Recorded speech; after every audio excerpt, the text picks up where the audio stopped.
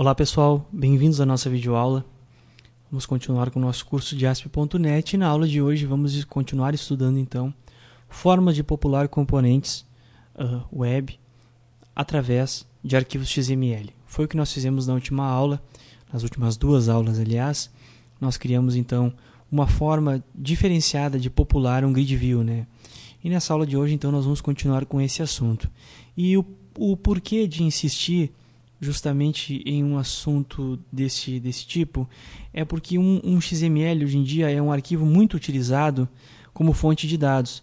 Você pode trafegar entre sistemas diferentes, de diferentes tecnologias, inclusive um sistema contendo um web service em Java comunicando com o sistema em .NET. Então você tem essa possibilidade de universalização da sua comunicação e uma forma de se utilizar isso através de um arquivo XML, né?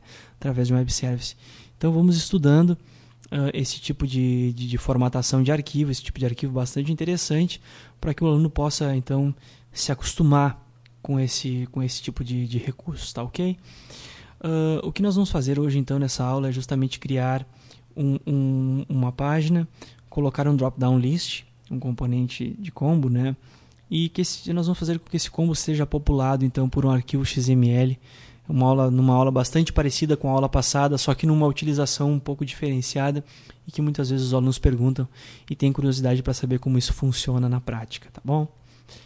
Bem, primeiramente então vamos criar o nosso documento, né? Nossa página. Posso chamar então essa página de drop-down list, vou chamar de DDL, drop-down list, data source, que nós vamos criar um data source, que na realidade todo data source é uma fonte de dados, né? Então nós vamos usar como fonte de dados agora um XML para popular esse drop-down list, ok? Vamos colocar um drop-down list então na tela. É interessante o aluno prestar atenção em outra coisa também.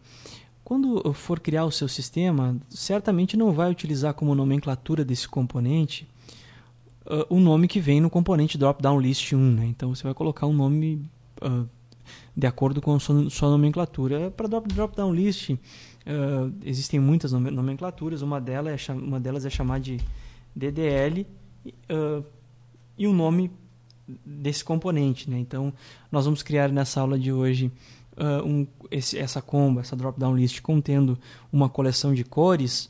Então eu posso chamar de DDL cores, ok?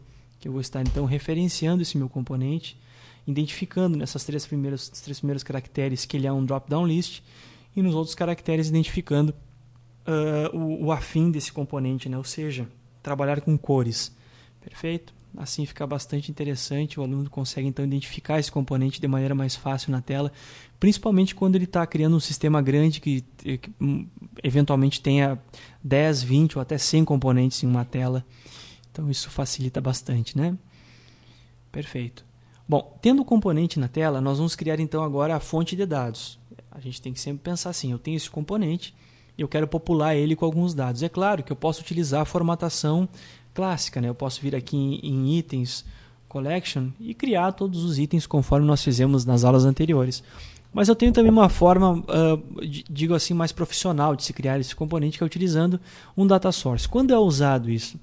Existem muitas ocasiões em que o seu sistema precisa de uma manutenção, muitas vezes de uma universalização da informação. Ou seja, esse meu drop-down list ele é usado em vários pontos do meu sistema. Certo? Então, para que você não precise estar copiando e colando código de informações com os itens, você pode centralizar esses itens todos dentro de um XML que facilita bastante a operação, né? Imagina, você tem 10 drop-down lists contendo um certo tipo de informação de cores, uma cor de uma camiseta, digamos que a sua loja vende, e você não precisa trocar em todos os drop-down lists essa informação. Você tem um data source, né? Uma fonte de dados que contém essas informações e elas podem ser úteis então no seu sistema. Então vamos lá, vamos criar esse arquivo, então, essa fonte de dados. Hoje em dia o XML é uma fonte de dados bastante popular, entende? Até pela questão da universalização da informação, ou seja, de eu poder utilizar essa fonte num sistema feito em Java, num sistema feito em C#, num sistema feito, enfim, em outras linguagens compatíveis, como Ruby, como ASP, enfim, qualquer uma. Então eu tenho essa universalização de informações de uma maneira bastante interessante, né? Eu vou criar esse XML, eu vou chamar de cores.xml. E para criar esse XML, vamos utilizar a mesma lógica das últimas aulas, né? Nós criamos então um elemento root chamado cores. E dentro desse elemento root cores, nós vamos colocar então algumas cores. Vamos definir então um outro elemento chamado cor. E essa cor vai possuir uma identificação. E essa cor vai possuir um nome, vai ter um título, né? Uma cor de um título. Vamos então popular esse arquivo com algumas cores. Beleza. Acho que deu demais aqui, né? Vamos ver cor.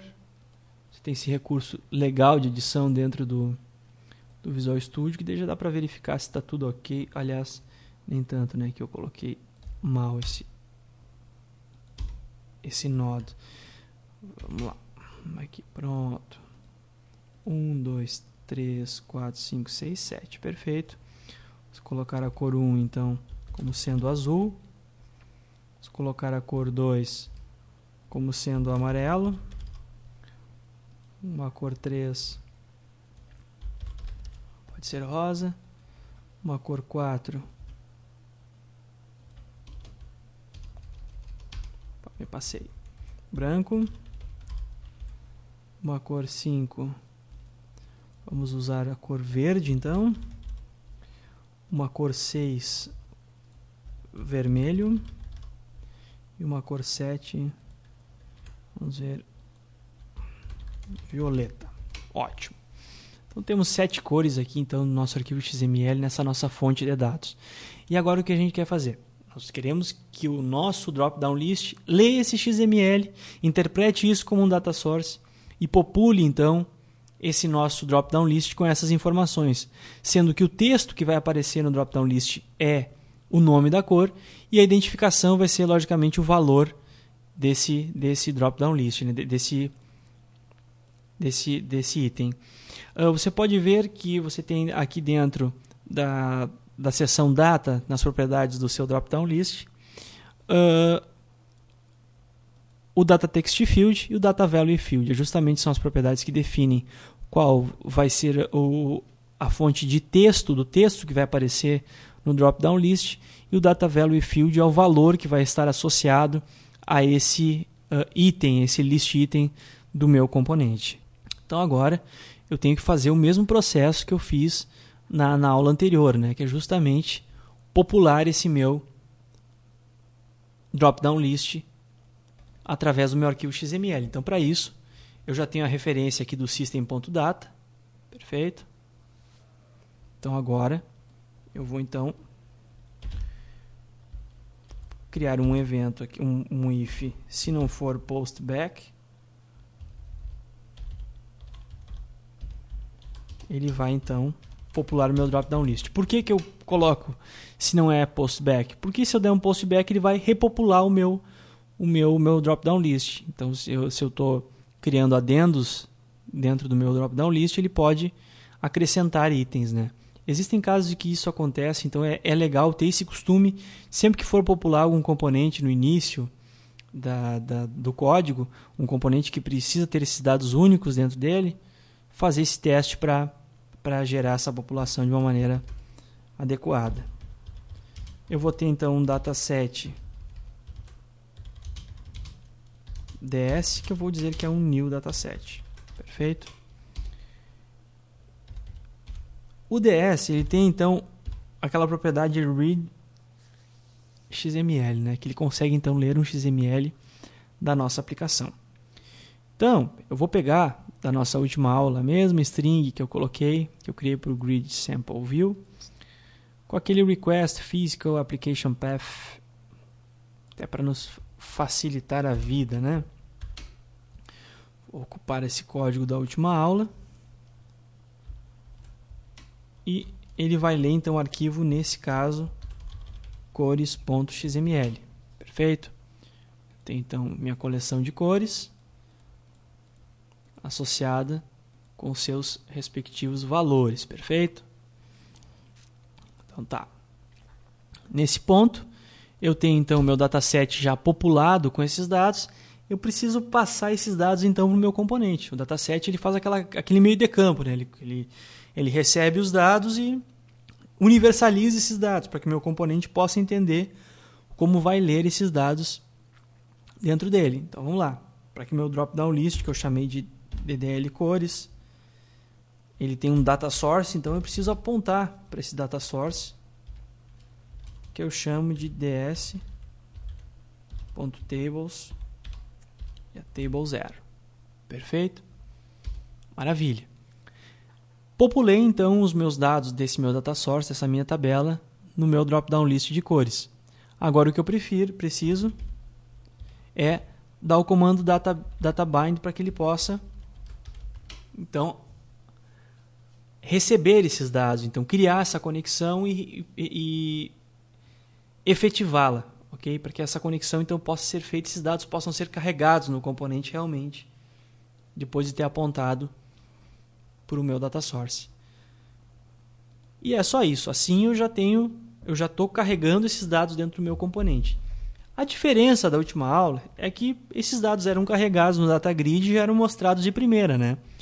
Aqui no caso, para esse meu drop-down list, eu preciso apontar quais são os campos do meu XML que vão mostrar as informações que eu preciso obter.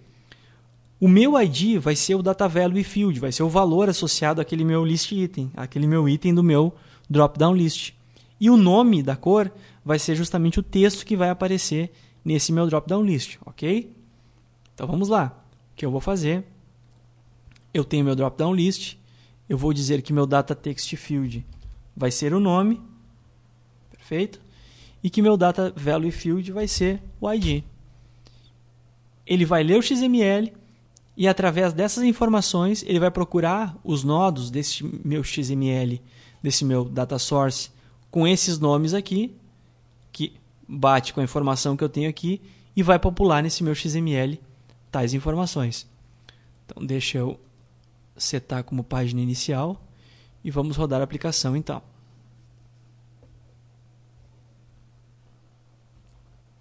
Ótimo. Carregou as minhas 7 cores, cada uma com o valor. Se você examinar o arquivo HTML, o source, você vai ver que o valor das options é justamente o valor que eu atribuí no meu arquivo XML. Se você, no caso, for capturar o valor dessa opção, desse list item, vai aparecer aquele valor que foi assinado na conexão com o data source, ok? É bastante simples, é assim mesmo, é simples, você pode testar com outros componentes e a gente vai seguindo no nosso curso por esse caminho.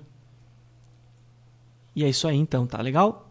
Por enquanto é isso, muito obrigado pela atenção de todos e até a próxima.